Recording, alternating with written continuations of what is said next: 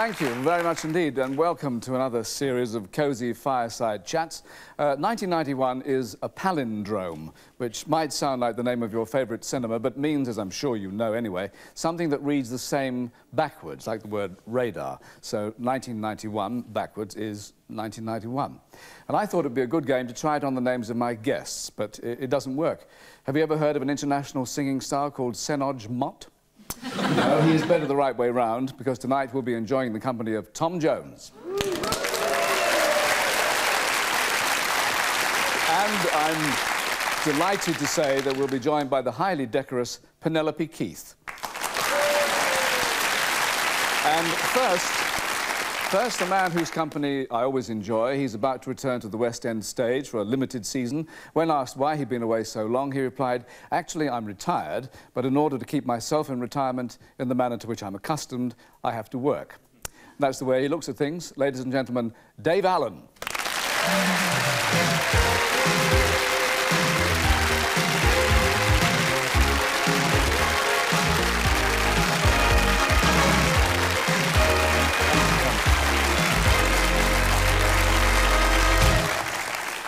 Dave, now it can be told you are an underground star in Romania.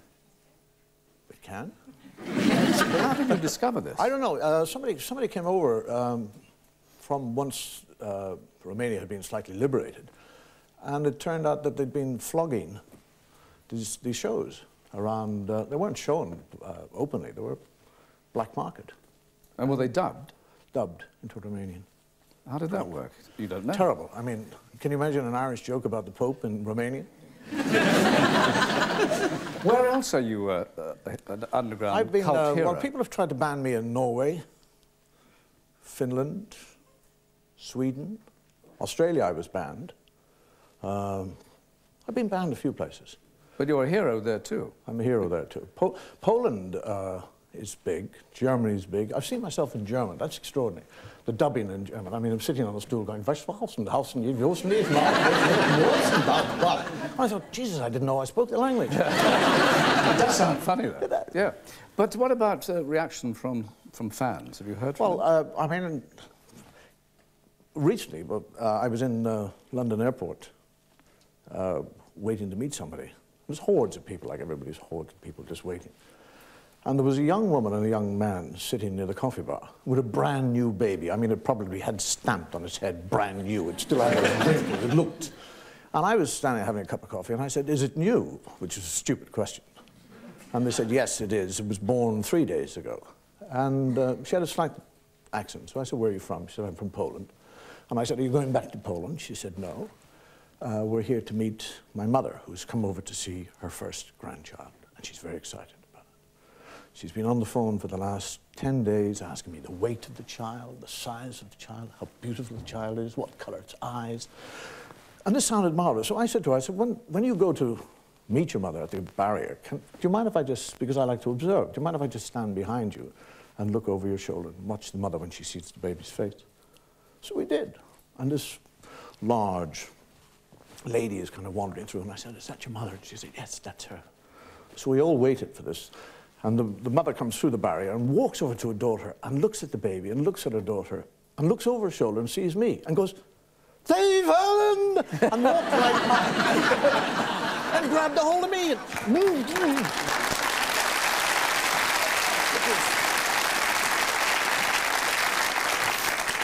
little bit extraordinary. Anyway, you were successful abroad before you ever hit it in Britain, weren't you? You were in Australia. I went, I did a tour of Australia. I initially got down to Australia originally on the recommendation of Sophie Tucker, who was somebody I'd worked with and became very friendly.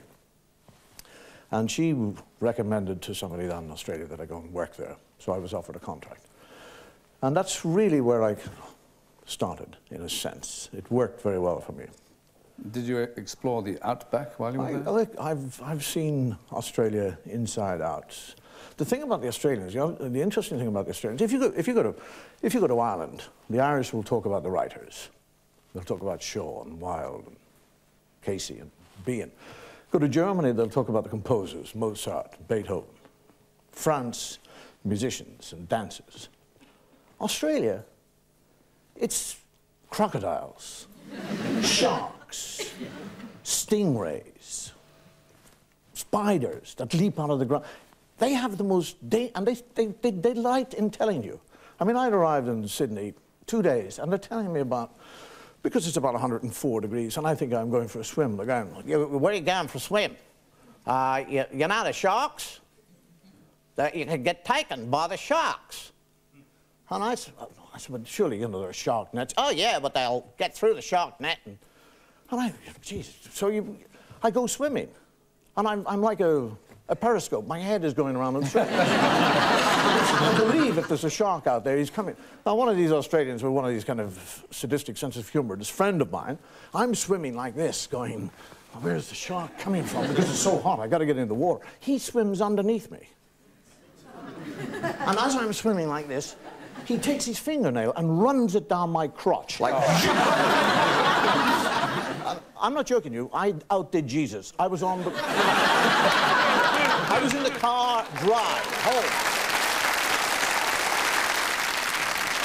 But you're not then naturally heroic. I would have thought I was. There was a couple of examples when I was faced with my own cowardice. First, when I was in Sydney. First time I was in Sydney, and I met a woman, and I had a flat down on the beach, which was in a double-tier house.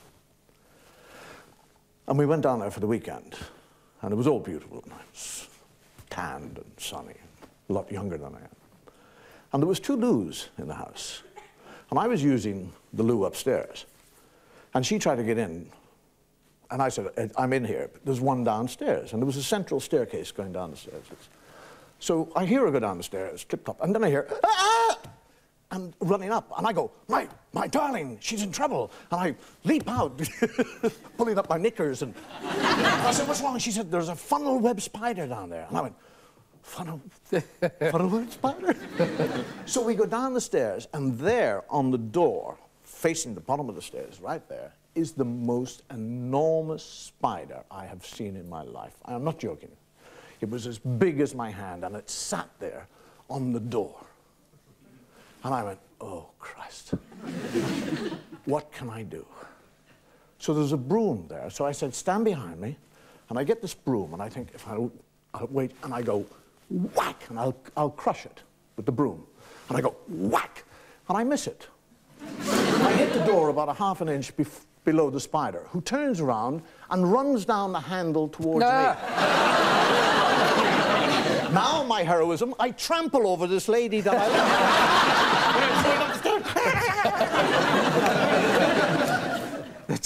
Stay slumped in your chair for a moment while I invite some more company to join us. Here is a lady who has made her name playing formidable, immensely dignified characters, but who claims one of her favourite parts was doing the voice of one of the chimps in the tea ads. And of all her awards, the one that means most to her was when she had a rose named after her. Ladies and gentlemen, the fragrant Penelope Keith.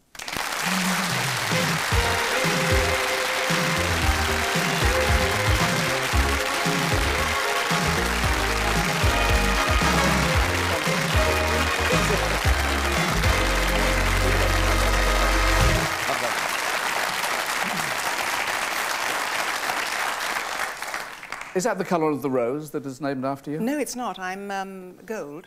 Well, that's nice. Penelope Keith, and a sturdy little grower. Oh. This, of course, is not our first time, is it? No, it's not. That's why I kissed you. Well, I always think it's sort of interesting, isn't it, when people come on to these sort of shows and they kiss everybody. It's partly to steady the nerves, ladies and gentlemen, but it's also because I haven't seen you for, well, I've seen you recently, but hours and hours and hours. But the first time we worked together was in 1977, I think, when I did Ask Aspel. Ah, yes. Yes. Yes. And do you remember what clip did we show on that of you? The one that people most enjoyed watching was when, it was from The Good Life, when I was playing Margot, and I fell over in the mud. They love it. They do, don't they? Yes, they love it.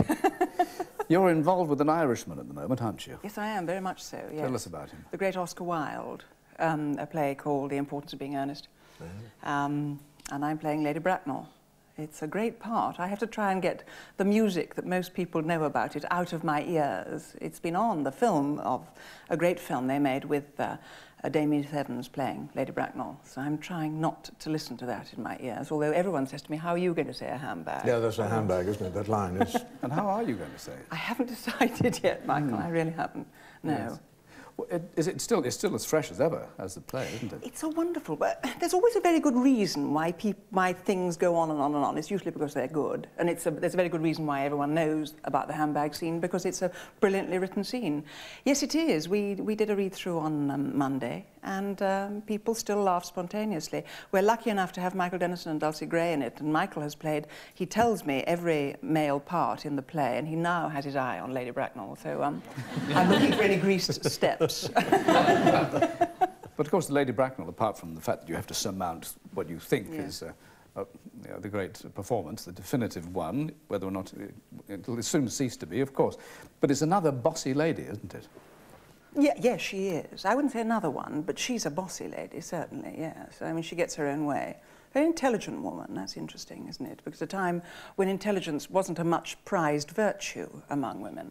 I mean, ladies then in society had to look pretty and arrange things rather well, and things mainly meant dinner parties. But she's quite bright, that one. And in your latest television performance, you are a strong, independent woman. It's just, isn't it fascinating that one talks about these women who are intelligent, strong, bossy, independent. If they were men, they'd be frank and frightfully nice chaps, you know. Someone said to me, you're outspoken. I said, no, I tell the truth. Yeah. But if you do tell the truth as a woman, or if you do speak your mind, you're known as outspoken or bossy. Yes, Jean Price is certainly outspoken. As an MP, you have to be, don't you? Otherwise you wouldn't get elected. But she's a fascinating one. And it's very difficult for women in the House of Commons. There are only 44 of them, and there are 650 MPs. Women would get on much better if they were able to have wives, and that's a really good sexist remark. But because women do all the other jobs as well. This is the whole movement, and I sound like a politician now because I've been studying rather a lot of it, for regular hours in the House of Commons. You can't run a house and a family if you start your work at about 2:30 in the afternoon, well, certainly in the House, and maybe go on till 4 in the morning. Well, it would appear the only people who actually go to the House of Parliament most of the time are the women. There's never... You look at all those benches, they're always empty. Where are they? Yes, well, I want to know that too. I looked at rather a lot of clips, and there weren't many women there. There's no men either. They're all asleep. So the place is deserted, one way or the other? It is, yes. It won't do. No. Back to your works now. The Good Life and To the Manor Born are being shown again to very delighted audiences. Do you watch it? I have done, yes, I have. I certainly watched The Good Life. I watched them both, yes. I can now look at them fairly dispassionately. I couldn't when I just done them. Having just seen No Job for a Lady on Monday, I kept thinking of all the things I probably should have done, the commissions and the omissions. But with Good Life and Manor Born, they're far enough away now for me to be able to see that they really were quite good, yes. And there were huge audiences in those days. Yes. Well, Manor Born, I think it was the last episode of the first series, played to 28 million people, which is a lot, isn't it? It's a lot. Yes.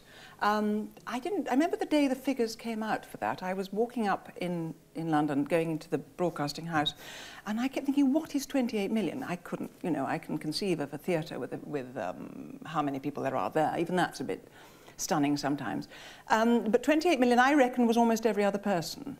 Playing the formidable characters that you sometimes do, I mean, or rather people see her, perhaps, them as formidable, do they then, are they afraid of you when they meet you? No, not at all, because I have that, like Dave, we're part of the small breed or happy breed of people who actually make people laugh.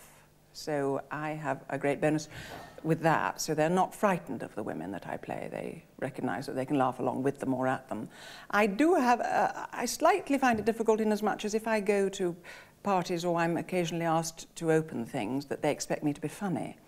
And I say, no, I'm not actually a comedian. I'm an actor who interprets the words. I mean, I have these wonderful lines of Wilde. I mean, if I could think of just one of them throughout my life, I'd be awfully happy.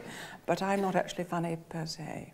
And you have the same problem. People expect you to be funny, don't they? Yeah. I mean, that's part and parcel of it. But they always hit you at the wrong time. I mean, the people do strange things. I was I was urinating in a public urinal, and there's a man standing beside me. And you've come across it, obviously. People peg you, and you know that they recognize you, and you think, what is he going to say? What is it, Christ? And you go, Dave Allen, aren't you? Yeah, yeah. And you go, yes. Yeah. I mean, you're standing there with your dick in your hand. What you going to do? And you go, I've seen your shows. And this fellow stood there and he said, could I have your autograph? So I'm sitting here, right, excuse me. So he took out the pencil and paper and he said, could I have it? And I said, yes, hold this. What,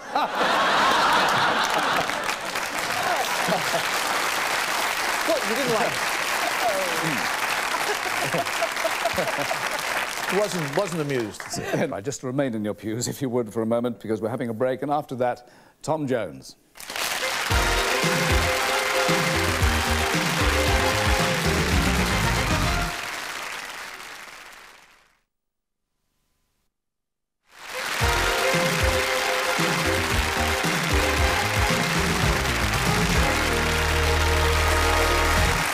Welcome back.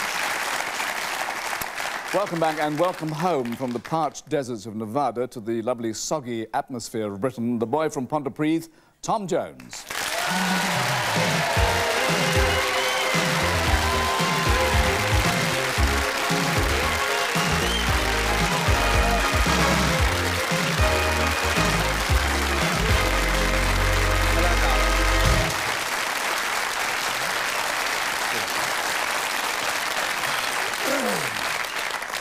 I mentioned the different atmospheres. Damp air actually suits you, doesn't it? Yes, it's better for the voice. It's that's the problem with working places like Las Vegas. There are more singers there at one given time than anywhere else in the world. But it's the worst atmosphere. So you have to create your own with humidifiers and stuff like that. You know, drink plenty of water. Have to watch the alcohol. Yeah. So it's damp glasses and all that. Yeah, all that stuff. You and Dave have been following each other around a bit, haven't you? Yeah, I was in New Zealand recently, and Tom was down there. That's right, Wellington. We played Wellington the night before. That's right. Before I did, and when I got there, and they said that, you know, that you were there, so we called the hotel, but you'd gone out, and then I was gallivanting. Yeah, and then you called me back, and I was out, so we missed one another, you know. So, but we agreed to meet here. Yes. But we toured in the early days, you know, 1965. We did a tour together. When It's Not Unusual first came out. Oh, yes. I still have a poster, actually, in my house in Los Angeles. Have you? Yeah. Good. I'm down with the prices, I must have been. What's the billing like on that? It's interesting, actually, because there's me and there's Dave, and the Brooks brothers were on there, Johnny B. Great, a girl called Maya Lewis, who was a little Welsh singer, and a fella called Jerry Dorsey. Oh, yes. But I mean, Jerry Dorsey, that was his name then. Yeah. And he was on the bill, you know, on the bill with us. So... Engelbert. Yes. Right. But he was, you know, then Jerry. And you did a special in New York, just to tie up the shares. Yeah, the last time we were together was, we did a special for Lew Grade, or Lord Grade now. And it was, I think, everybody that had worked for him over the years, ATV television. So we did it in the Hilton Hotel in New York. John Lennon, Julie Andrews, Dave. Peter Sellers. Peter Sellers, yeah, and myself. And Lord Mountbatten was there. He gave a speech. All the lads, then? Oh, it was a, you know, it was a hell of a lineup, and the audience was an invited audience, so they were all show business people, all actors and actresses and composers and drunk musicians, all smashed on the free booze. Yeah. But it was a great night, though. How did Lennon behave himself then? Well, it was amazing actually, because when Lord Mountbatten sort of thanked everybody for being there, the British entertainers for coming over from Britain to New York to do this show, John Lennon said to me, I only live around the corner. You know, because he was living in New York, you see. So I said, how come you live in New York? He said, I feel safe here. Wow. Yeah, it's amazing. And But you know that they reckon that the young man that shot John was in that audience that night. Really? Yeah, they found a photograph of him in tuxedo and everything else. Really? And they linked it with the night for Lou Gray, Salute to Lou Gray. And they wondered whether it was where he got the idea, or where he, you know, from whatever. Oh, Christ. What was it like touring with Tom? What memories do you have of that? Fairly wild. I mean, trying to get into the theatre was bad enough. Trying to get out was worse. Surrounded by all these yelling females. And so, you know, who are you? Oh, I'm Dave Allen. Oh, where's Tom? And he was a great night liver. I mean, Great what? night liver. After the show, we used to go out clubbing, and Tom would always get inveigled up into singing. And he'd be singing 3 hours later.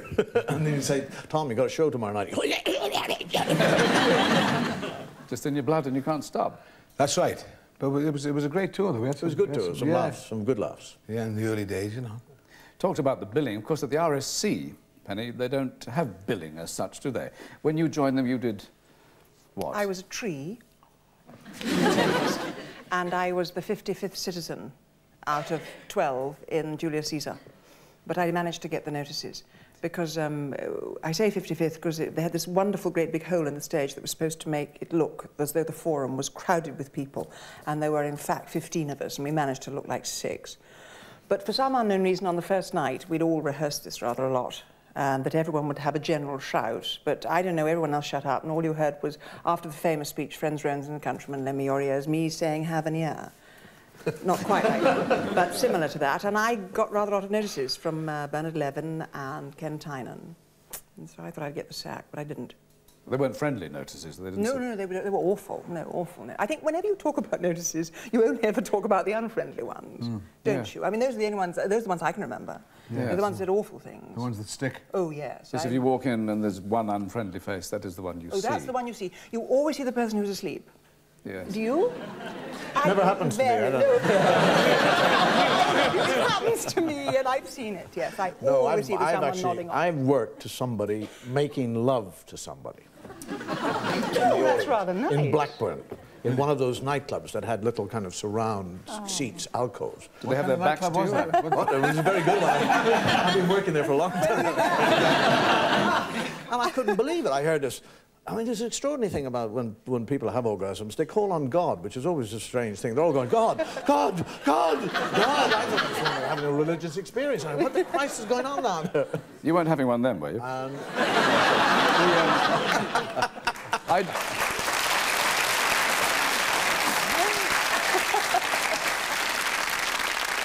I don't suppose that you, Penelope, or Dave have had the experience of, Tom, of having knickers thrown into your face. Have you? And, on stage?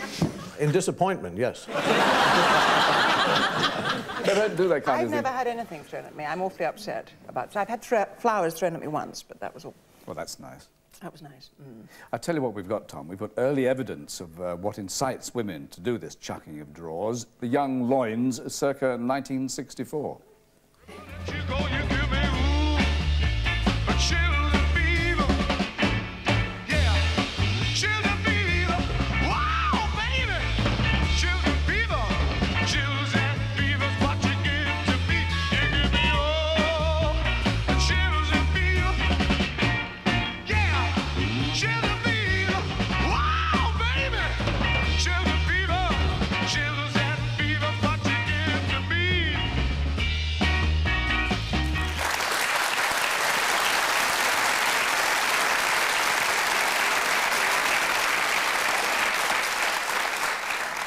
A proud moment. Yeah, yes. Penny, does that make you have the urge to loosen your Janet Ragers? Sorry? Sorry? Joke. I've never loosened my Janet Ragers, I'm afraid, for anybody on the stage. I'm sure I would if I saw Tom in a live concert. No, when I was going through that loosening stage, I was so devoted to the idea of the theatre that I had photos of Laurence Olivier up all over my bedroom. And used to just go and see his plays all the time, so I rather missed out on that. Tom, let me ask you about what would make you throw your Y fronts? Oh, no, I've never thought of it, actually. You see, like me, he's never thought of it. I've never thought of it. All this is in the past for you anyway, because your image is now different, isn't it? Well, it's a little bit different. You know, the problem is when you're doing things over the years, some reviews would be the band struck up and Tom Jones came out dressed in such and such an outfit, and the women were screaming, and he took his jacket off and he took his tie off and he opened his shirt to the waist, and everybody had a good time, and sometimes they wouldn't mention the voice, what I was doing. So you think, my God, I hope the sex thing is not overshadowing my talent. And so you don't want to become a caricature of yourself. But your looks, of course, I mean, your self-presentation, it's important enough for you to have, as you've admitted, a little plastic surgery here and there. Mm. Yeah, I had my nose fixed. That thing from '64. That was a good Welsh nose, that. That was yes. That was a broken Welsh nose. So I had that fixed because it was busted. But do you have a regular sort of checkup in that department? Not really. You know, it's the only thing that I've had done is my nose. I mean, people have talked about bags under my eyes. I mean, if they think I've had plastic surgery under my eyes, I mean, you can see that if a plastic surgeon did this job, then he ought to be struck off. You know? I had bags under my eye. I mean, that's it. But the nose was fixed. I must say, if I had bags under my eyes, I'd get them fixed.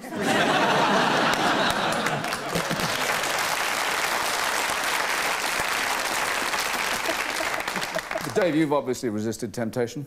Obviously. Yeah, but I go for other things. There's other sorts of implants.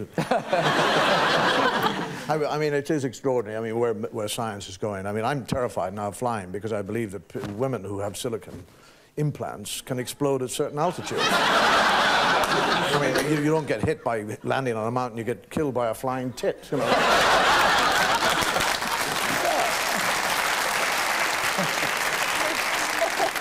They did a wonderful program on, quite recently, on men's ability to have an erection. And there's all sorts of devices. I mean, there's pumps, and I mean, you have these things fitted in and say, I love you, excuse me. Oh, it's got a puncture.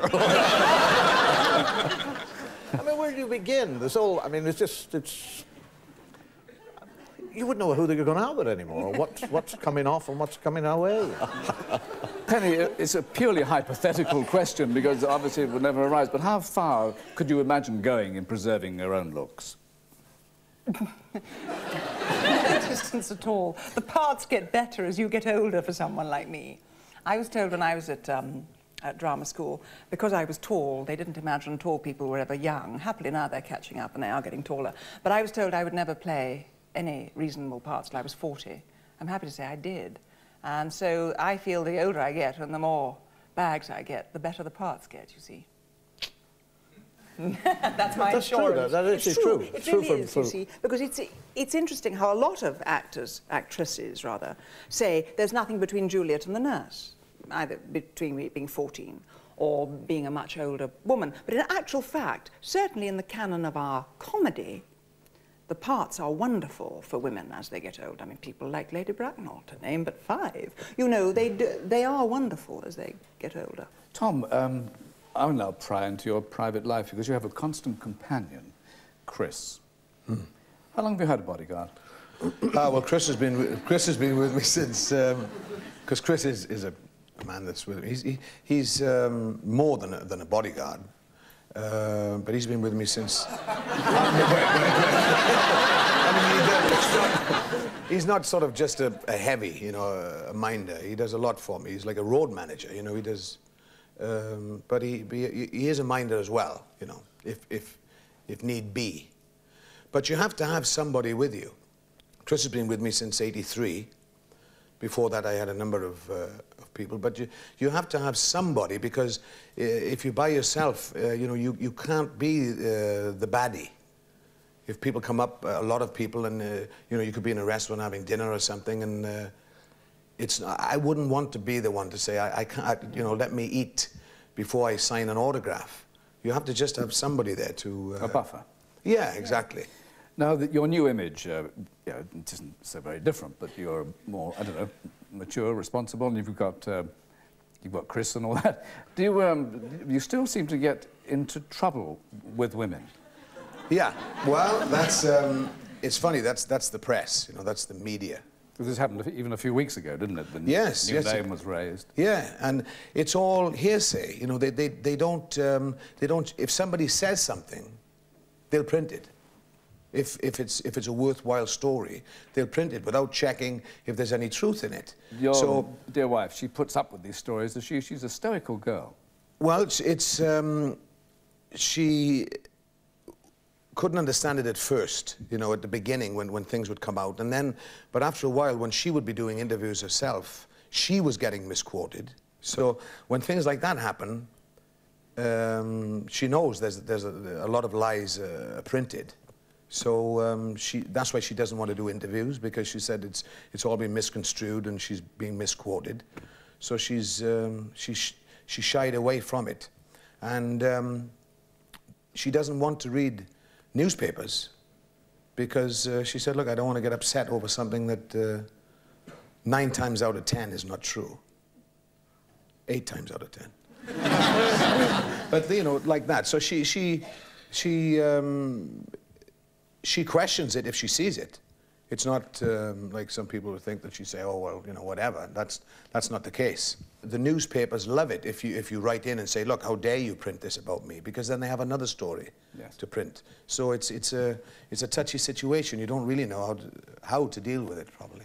I know the fans will never forgive me if I don't ask you to sing, so, Penelope, what's it going to be? Well...